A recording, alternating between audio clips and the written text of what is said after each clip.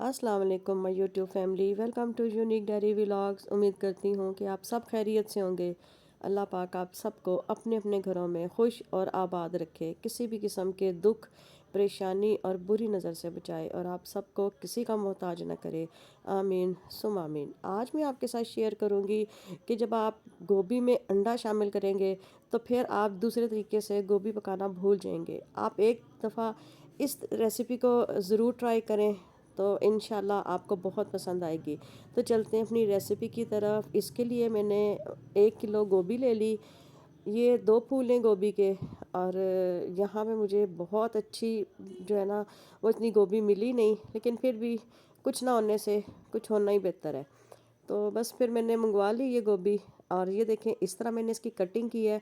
और इसका एक एक फूल आपने अलग कर लेना है। जो बहुत बड़ा फूल होगा या मोटा फूल होगा उसको दरमियान में से आपने हाफ करना है, लेकिन बाकी जो फूल कल वो होंगे आपने इसको ऐसे ही रहने देना है, उसको आपने कट नहीं करना। और जो नीचे ये जो इसके डंडल से होते हैं आपने इसको भी बहुत ज़्यादा नहीं काटना, क्योंकि इसकी सारी खूबसूरती ही इस फूल के साथ है।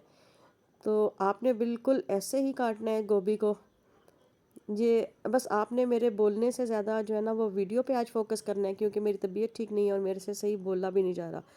तो आपने ये देखें पूरी गोभी सेम ऐसे ही कट कर लेनी है। जो छोटे इसके साथ पत्ते थे वो भी मैंने इसमें कट कर लिए हैं।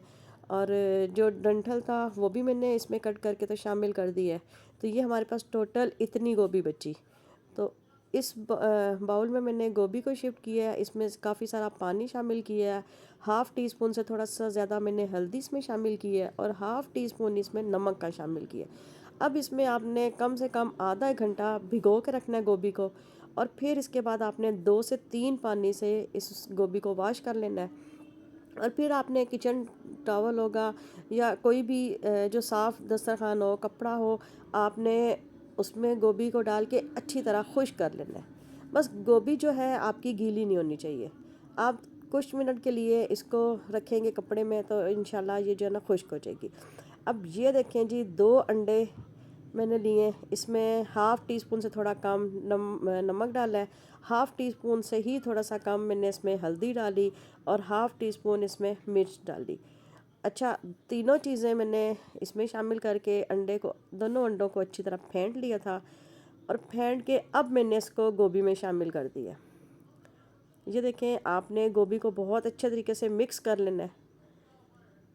जितना हो सके आपने इसको गोभी को जो है ना इतना मिक्स करना है कि अंडा जो है वो गोभी पे लग जाए। अब मैंने कढ़ाई में हाफ़ कप ऑयल शामिल किया।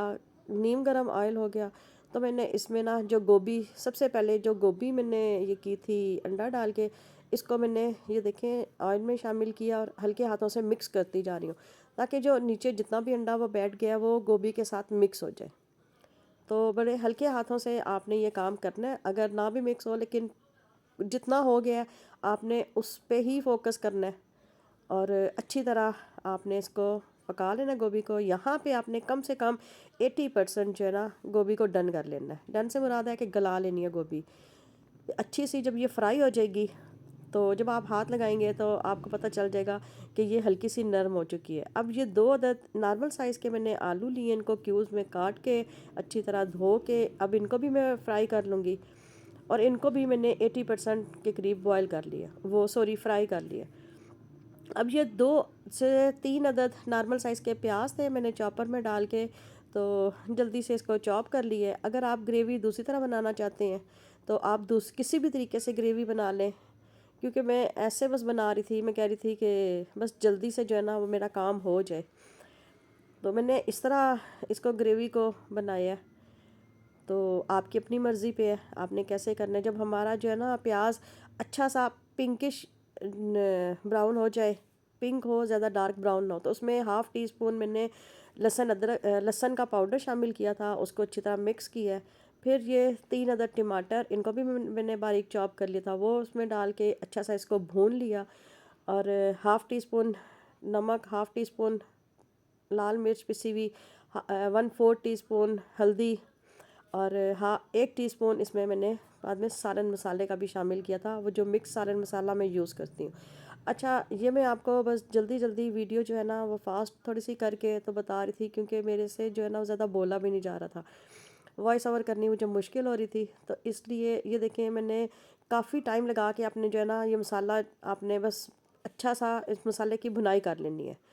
तो जब देखें कि प्याज टमाटर अच्छी तरह मिक्स हो गए हैं, अच्छी इनकी भुनाई हो गई है, तो 5 से 6 टेबलस्पून आपने इसमें दही के शामिल करने हैं।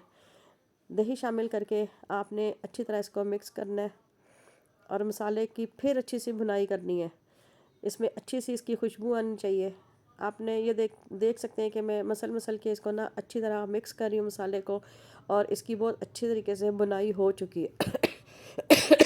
इसमें मैंने 1 कप पानी का शामिल करके इसको दम पे रख दिया था और ढक्कन देके, और थोड़ी देर बाद जब मैंने ढक्कन हटाया तो हमारा मसाला जो था वो तैयार हो चुका था। तो इसमें मैंने प्याज और वो सॉरी गोभी और आलू दोनों जो मैंने फ्राई किए हुए थे वो इसमें शामिल कर दिए, और अब अच्छी तरह इसको मसाले के साथ मिक्स करेंगे।